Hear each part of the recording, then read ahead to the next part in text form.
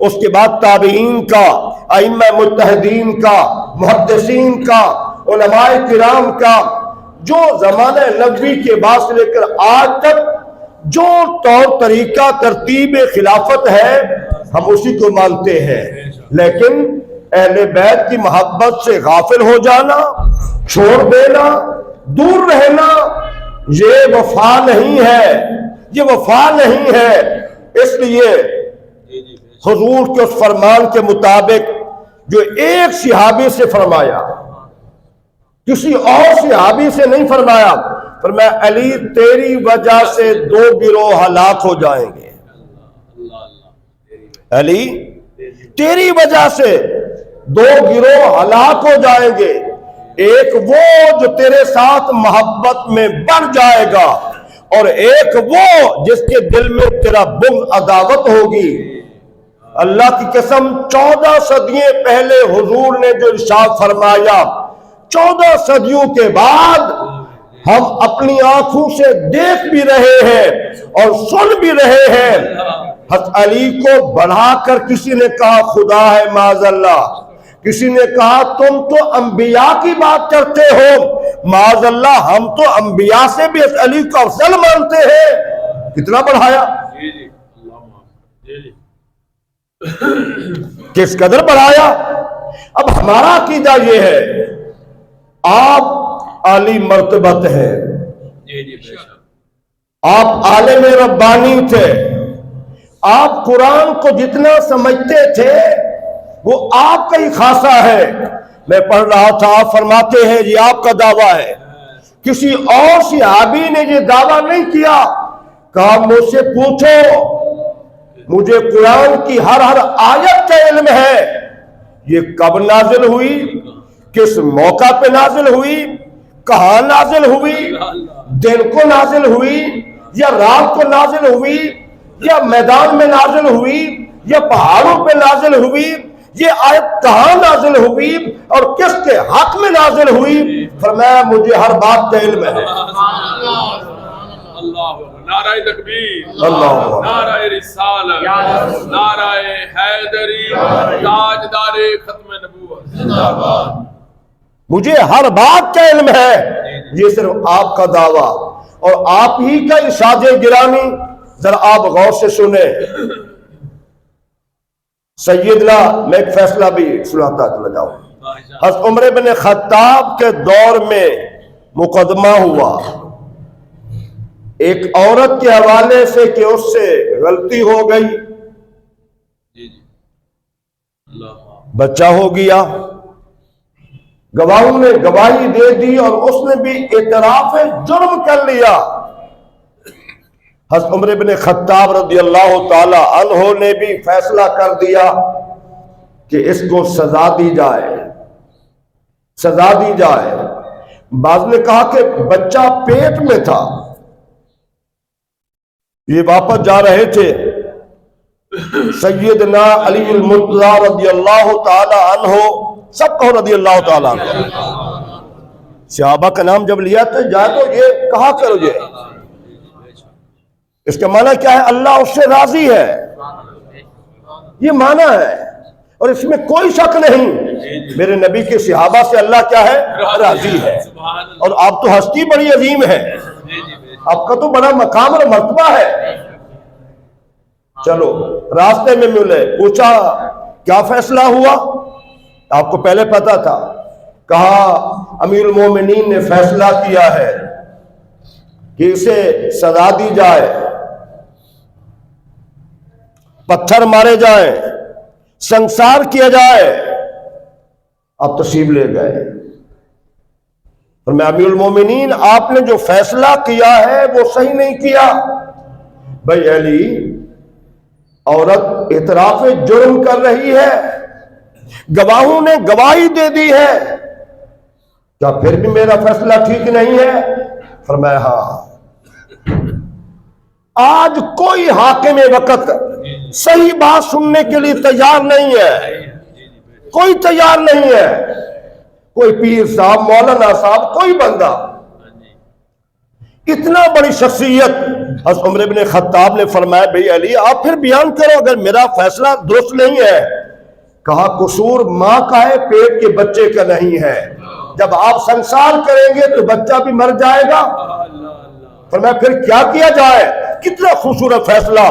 فرمایا امیر المومنین ایسا کرے بچہ پیدا ہو جائے, جب بچہ دودھ پیتا رہے اور دودھ کے بغیر اس کا گزارا ہو جائے, دودھ سے بالکل بے پرواہ ہو جائے, پھر عورت کو سزا دی جائے.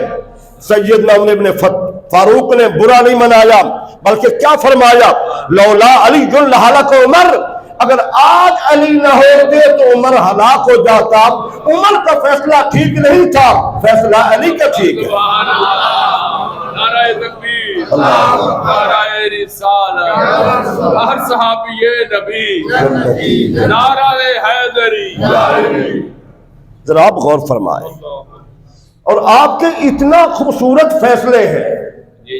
آپ نے بڑے بڑے فیصلے کیے, بڑے بڑے فیصلے کیے. حضور کی موجودگی میں فیصلہ کیا, یمن کی جانب بھیجا فیصلہ کرنے کے لیے قاضی بنا کے حضور نے. فرمایا علی کیسے فیصلہ کرو گے؟ آپ نے عرض کی, بتا دیا.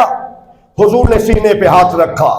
حضرت علی فرماتے ہیں جب حضور نے میرے سینے پہ ہاتھ رکھا اس کے بعد میں نے کوئی فیصلہ غلط نہیں کیا, میں نے ہر فیصلہ صحیح کیا.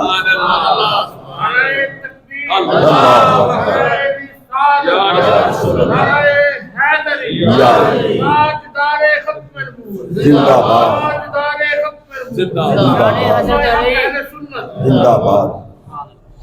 پھر ذرا آپ غور فرمائیں, آپ ایک فیصلہ جو کچھ سال پہلے یورپ میں بھی ایسا مسئلہ درپیش ہوا.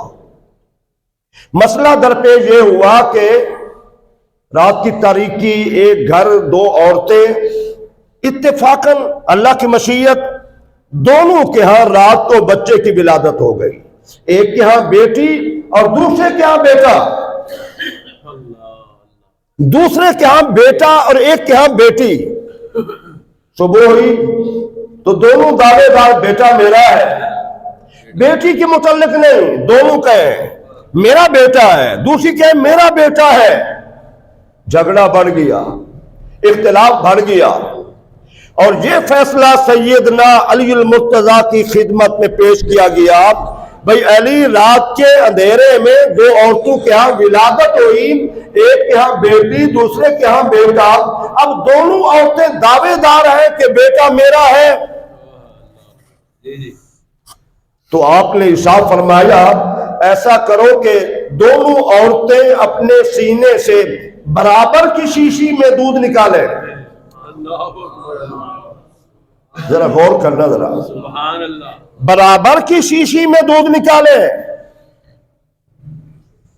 جب انہوں نے سینے کا دودھ دیا تو آپ نے وزن کرنے کے بعد فرمایا بیٹا اس عورت کا ہے اور بیٹی اس عورت کی ہے.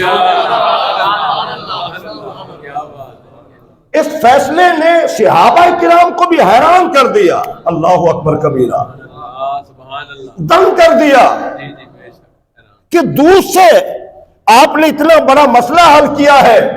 آپ سے پوچھا گیا کہ یہ آپ کیسے, آپ نے یہ مسئلے کا حل نکالا ہے؟ فرمایا قرآن سے. قرآن سے. عرب کا شاعر کہتا ہے جمیع العلم فی القرآن لیکن تقاصر افہام الرجالی, کہ تمام کے تمام علوم قرآن میں موجود ہے. تمام علوم قرآن میں موجود ہے لیکن ہماری عقلیں سمجھنے سے قاصر ہے, سمجھنے سے قاصر ہے. اور حضور کے صدقے سے اللہ نے سیدنا علی مرتضیٰ کو اتنا علم دیا, اتنا علم دیا. اور حضور کا ارشاد گرامی انا مدینۃ العلم وعلی بابها, میں علم کا شہر ہوں, علی اس کا دروازہ ہے. انا دار الحکمت وعلی بابها, میں حکمت کا, دانائی کا شہر ہوں, دانائی کا, میں دانائی کا شہر ہوں اور علی اس کا دروازہ ہے.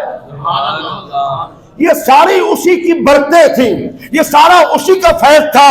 فرمایا علی نے کہ اپنی ذاتی فیصلے نہیں کیا بلکہ قرآن سے فیصلہ کیا ہے. انہوں نے پوچھا وہ کیسے؟ کہا اللہ قرآن میں فرماتا ہے للذکر مثل حظ الانثیین. قرآن کا علم دیکھیے، پہچان دیکھیے. اللہ فرماتا ہے بیٹی کے مقابلے میں بیٹے کا ڈبل حصہ ہے، یعنی بیٹی کے لیے 1 روپیہ جائیداد کا حصہ بنتا ہے تو بیٹے کے لیے 2 روپے. فرمایا اسی آیت سے میں نے مسئلہ نکالا ہے، اگر بیٹے کے لیے 2 حصے ہیں اور بیٹی کے لیے 1 حصہ ہے تو میں نے علی نے یہ فیصلہ کیا. قرآن کی آیت بتا رہی ہے جس عورت کا بیٹا ہے اس کے دودھ کا وزن ڈبل ہوگا اور جس کی بیٹی ہے اس کے دودھ کا وزن کم ہوگا. نعرہ تکبیر، اللہ، نعرہ رسالت، نعرہ حیدری، نعرہ غوثیہ، تاجدار ختم نبوت، تاجدار ختم نبوت. اب یہی میں نے یہ کالم پڑھا تھا پورا. سبحان اللہ. یورپ میں، یورپ کا واقعہ ہے کہ ایک ہاسپٹل کے اندر 2 عورتوں کے ہاں ولادت ہوئی، ایک کی بیٹی ایک کا بیٹا. ٹیکنالوجی ان کے پاس زیادہ ہے، سائنس کے حوالے سے ہم سے وہ آگے چلے گئے ہیں، مشینری ان کے پاس جدید ہے، ہر چیز جدید ہے ہمارے. جب وہ پرانی ہو جاتی ہے تو پھر ہمیں پتہ چلتا ہے، ٹھیک ہے نا. جبکہ پہلے بڑے سائنسدان مسلمان تھے، یاد رکھنا، بڑے حکیم بھی مسلمان تھے اور بڑے بڑے فیصلے بھی مسلمانوں نے کیے ہیں. آج ہم بس محدود ہو گئے، کمزور ہو گئے، ہر بندہ روٹی کے پیچھے رہ گیا ہے. نہ سوچ ہے، نہ فکر ہے، نہ شعور ہے، نہ عقل ہے، نہ صلاحیت ہے، کچھ بھی نہیں ہے. اب جب یہ مسئلہ حل نہ ہوا، ڈاکٹر حیران، خونی ٹیسٹ بھی ان کی سمجھ سے ماورا نکلے. اللہ اپنے قرآن کی شان دکھانا چاہتا تھا نا، اللہ اپنے پیاروں کی شان دکھانا چاہتا تھا نا.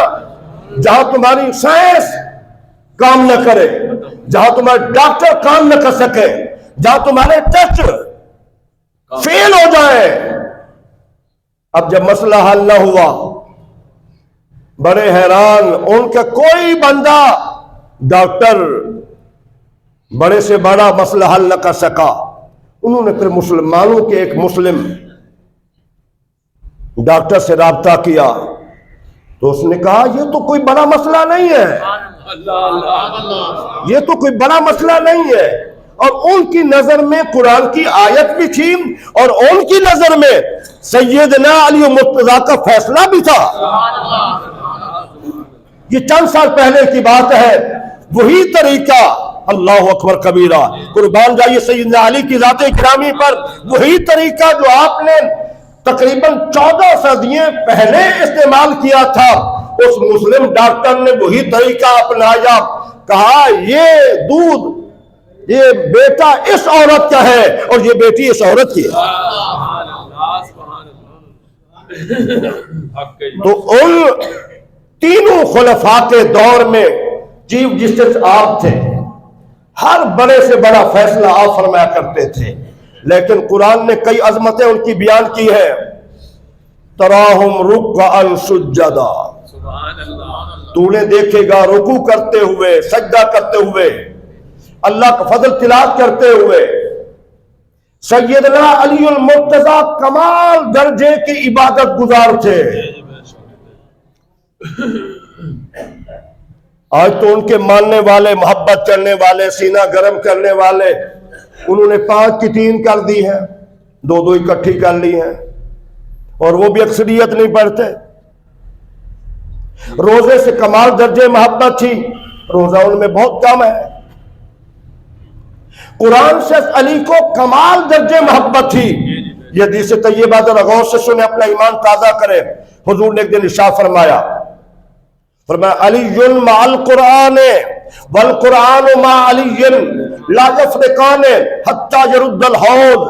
فرمایا علی قرآن کے ساتھ ہے اور قرآن علی کے ساتھ ہے.